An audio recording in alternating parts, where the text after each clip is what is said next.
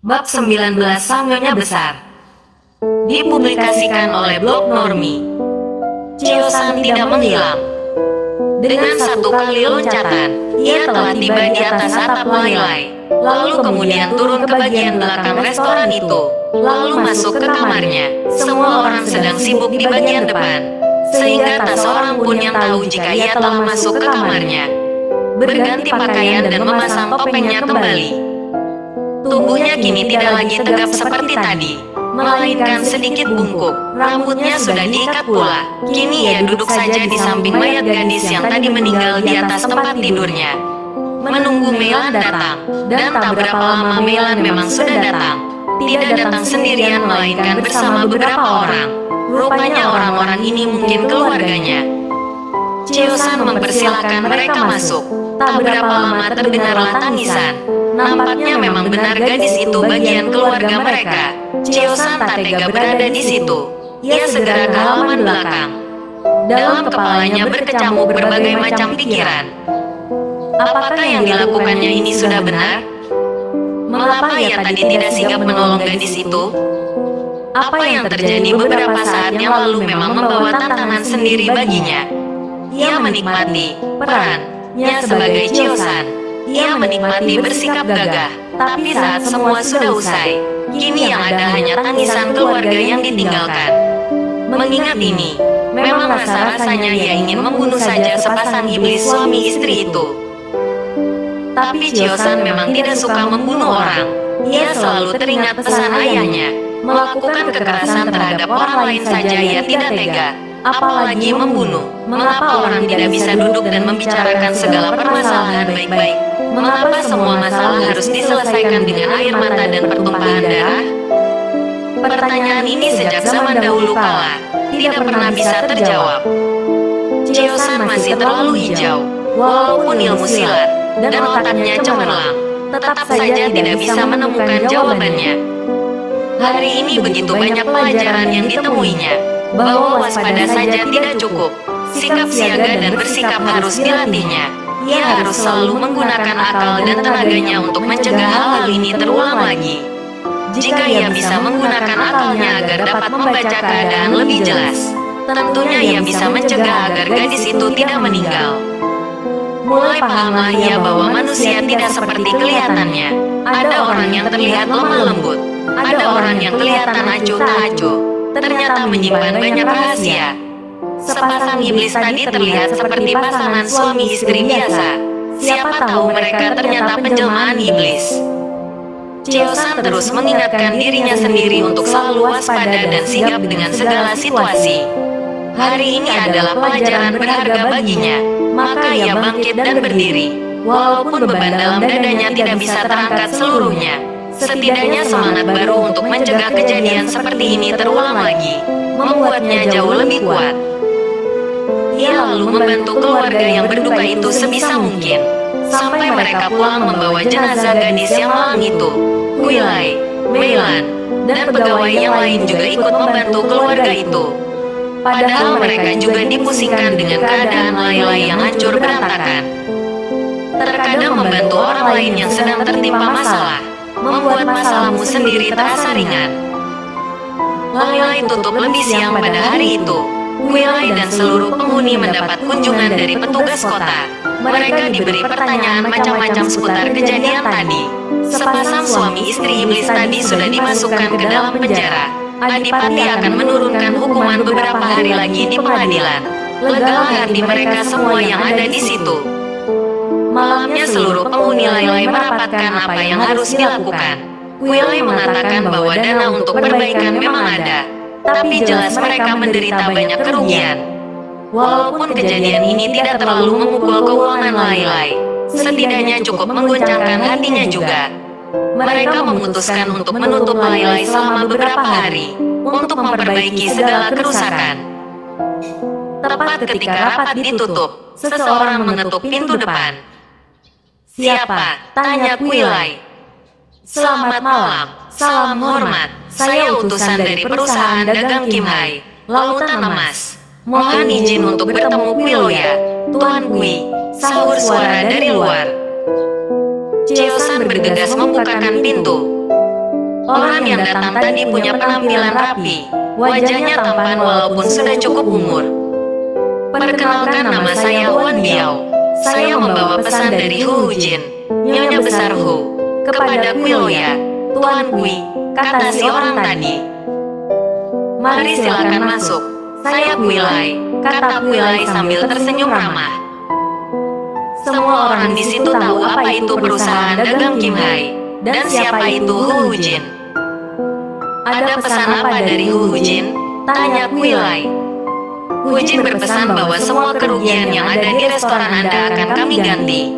Mulai besok, kami akan mengirimkan beberapa pekerja dan bahan-bahan bangunan. Hujin juga mengucapkan permintaan maaf sebesar-besarnya karena perbuatan cucunya yang berbuat onar di sini. Quiloya. Pertengkaran kecil begini saja.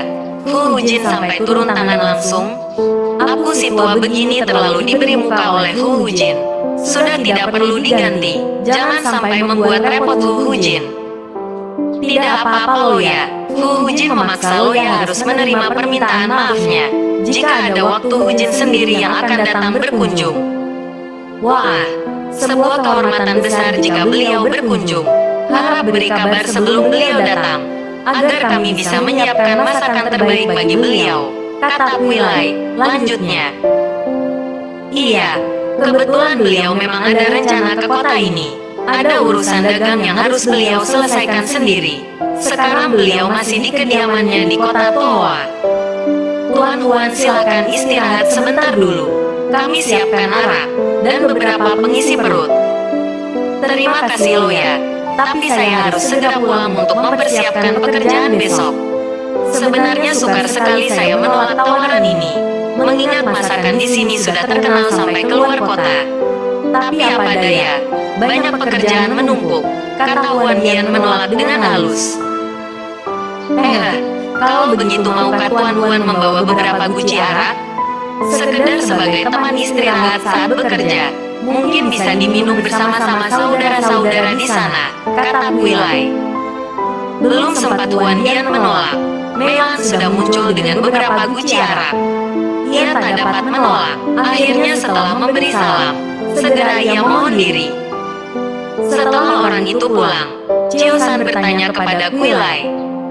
Loya, berapa jarak antara kota ini dengan kota Toa? Perjalanan memakai kuda sekitar sehari semalam. Ada apa? Tidak apa-apa, jawab Chiosan sambil tersenyum. Dalam hati ia berkata, orang suruhannya saja punya langkah kaki yang demikian ringan.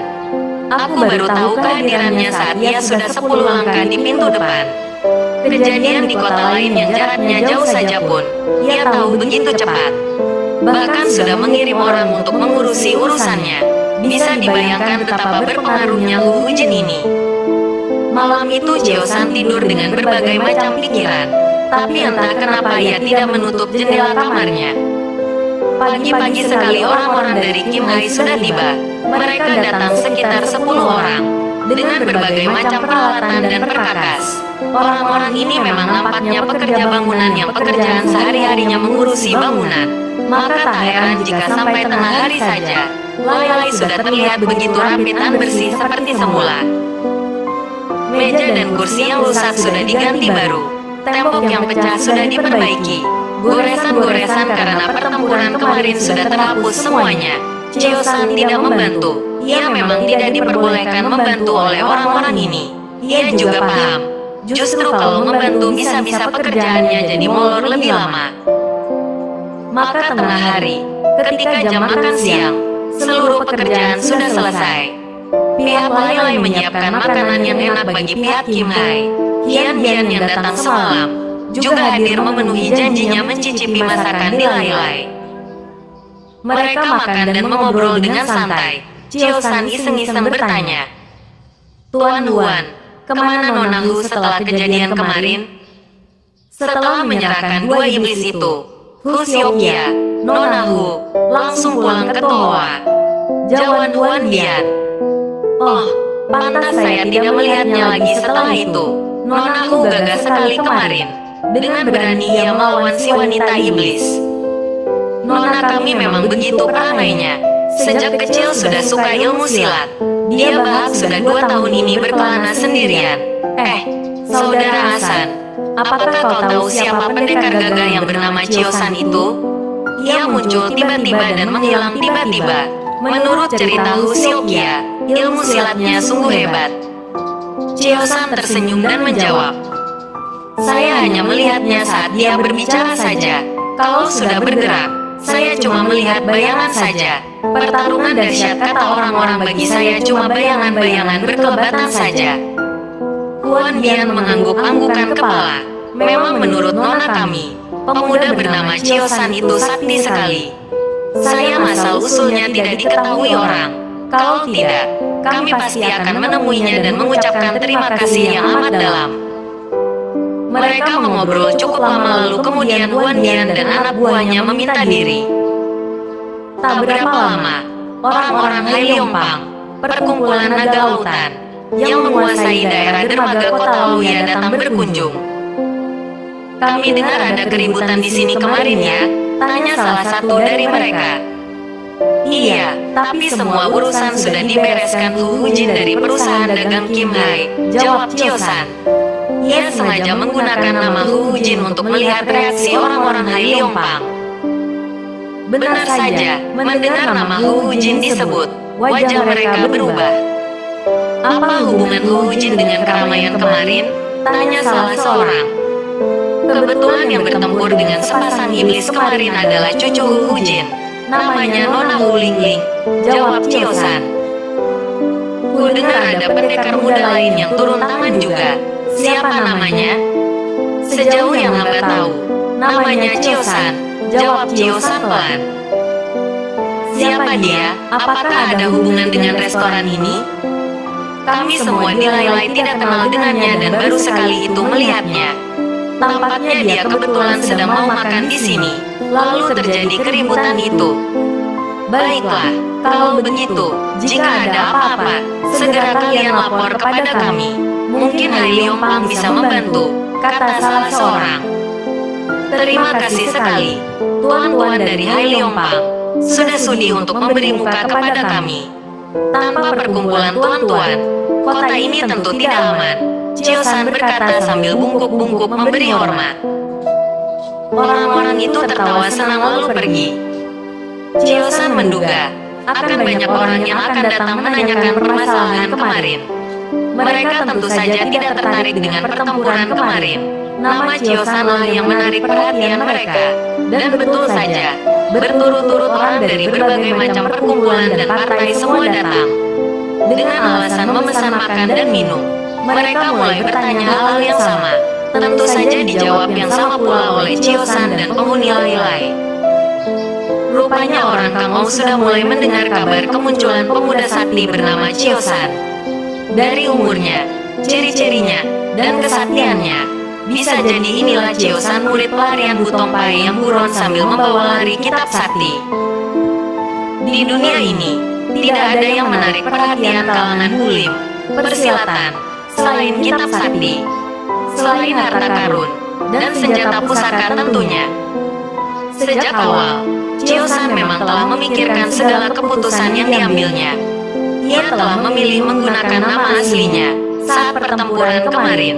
Pikiran yang timbul sekejap saja, namun telah ia pikirkan baik-baik. Tidak mudah untuk memikirkan segala sesuatu dengan matang dalam waktu singkat.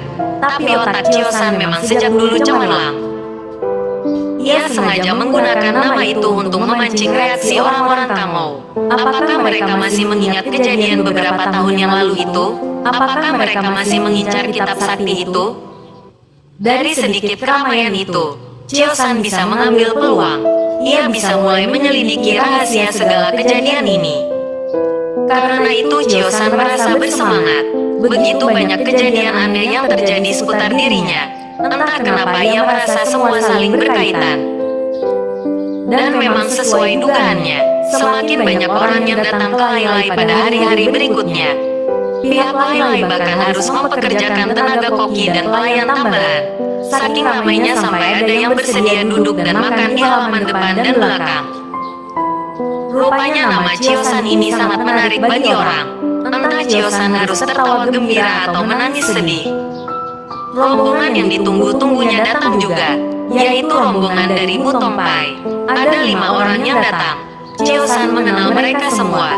Kelima orang ini adalah anggota 15 naga muda. Ia sempat mengobrol dengan mereka.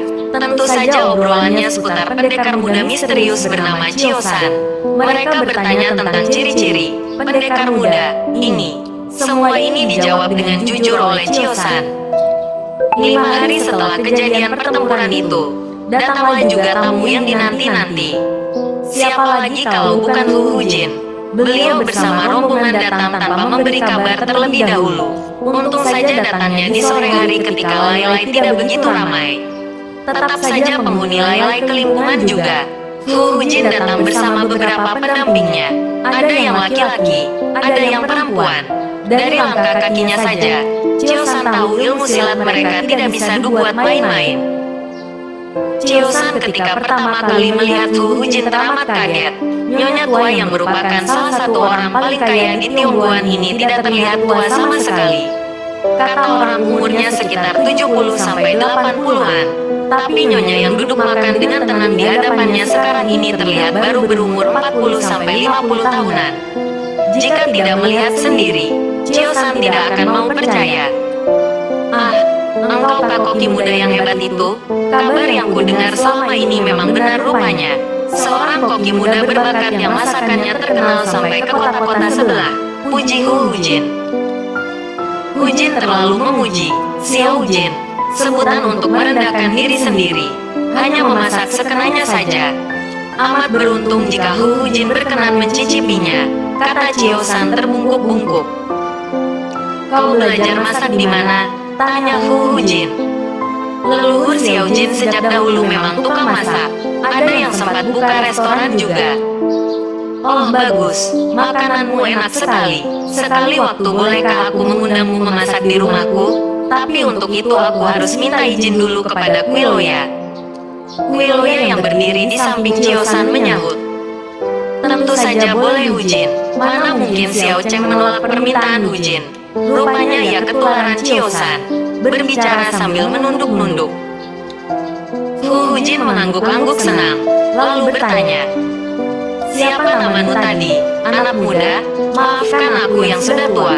Susah sekali mengingat nama orang. Tanya Hu Hujin kepada Chiosan.